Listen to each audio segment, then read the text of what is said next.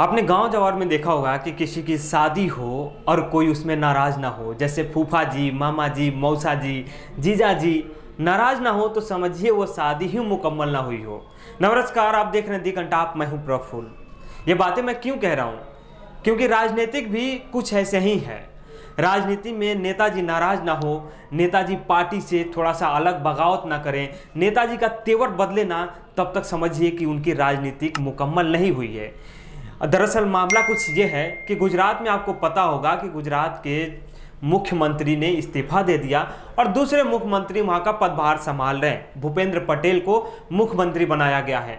कहीं ना कहीं इसमें बीजेपी ने वहां पे जातीय समीकरण को भी साधने की कोशिश की है, यानी पटीदार पटीदार आप समझ गए होंगे, पटेल लोग हैं, यानी पटेलों की जनसंख्या भी वहाँ पे काफ़ी मायने रखती है और वोट में कहीं ना कहीं उनकी अहमियत होती है। इसलिए शायद बीजेपी आगामी विधानसभा चुनाव को देखते हुए पटीदार वोट को साधने के लिए भूपेंद्र पटेल को मुख्यमंत्री का चेहरा बना दिया, यानी मुख्यमंत्री पद पे विराजमान कर दिया गया है।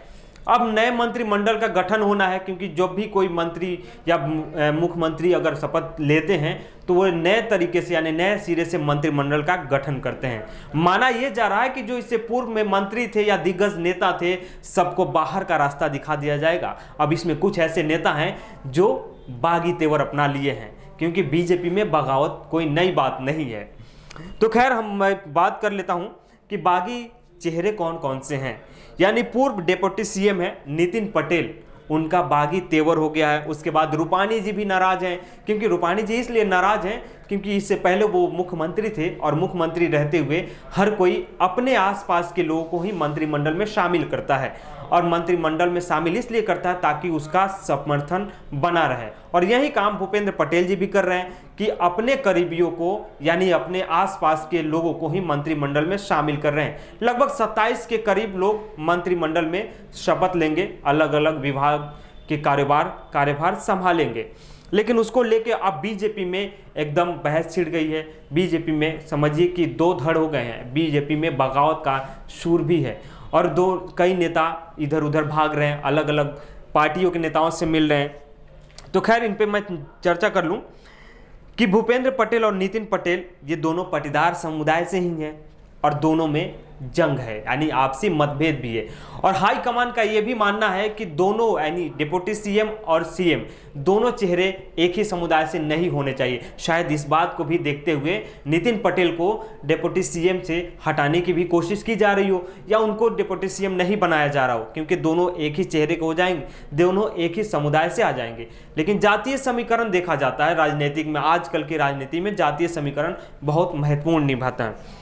लेकिन वहीं अब इनकी बात कर लें कि मान मनोबल भी खूब चलता है भैया।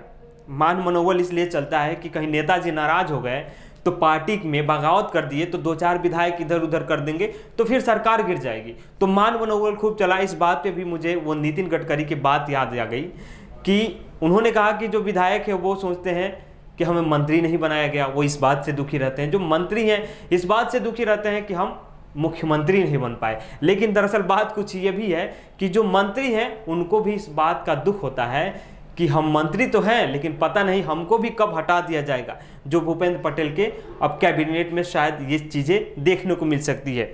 नितिन पटेल को जब मंत्रिमंडल में लगा कि उनके सीट पे यानी उनके आसन पे खतरा मंडराने लगा तो कांग्रेस नेता से भी मिलने चले गए। कांग्रेस नेता से मुलाकात करते हैं, एक लंबी दौर बातचीत होती है दोनों के बीच। शंकर बघेल नाम है जो पूर्व सीएम भी रह चुके हैं गुजरात के। शंकर बघेल से इनकी लंबी बातचीत चलती है और दोनों एक दूसरे से क्या बातचीत होती है ये खैर इस बात का अभी पुष्टि नहीं कर पाई गई है कि कौन सी बातें हुई है। लेकिन यह शंका है कि अगर नितिन पटेल को मंत्रिमंडल में जगह नहीं मिलती है तो बगावत कर सकते हैं।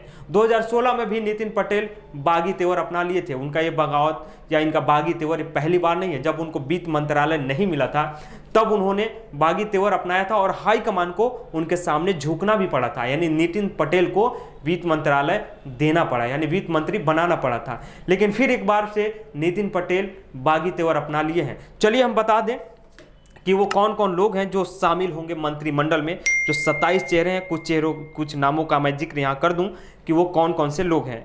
नीमाबेन आचार्य भुज से हैं, जगदीश पटेल आरामबाड़ी से हैं, उसके बाद शशिकांत पांड्या हैं, ऋषिकेश पटेल हैं, जितेंद्र सिंह परमार हैं, उसके बाद में गजेंद्र सिंह परमार हैं, गोविंद पटेल हैं, आरसी मखवाना हैं, जीतू वारानी हैं, पंकज देसाई हैं, कुबेर डिंडोर हैं, केतन इनामदार हैं, मनीष वकील हैं। ऐसे करके 27 लोग हैं जो इस बार मंत्रिमंडल में शामिल होंगे।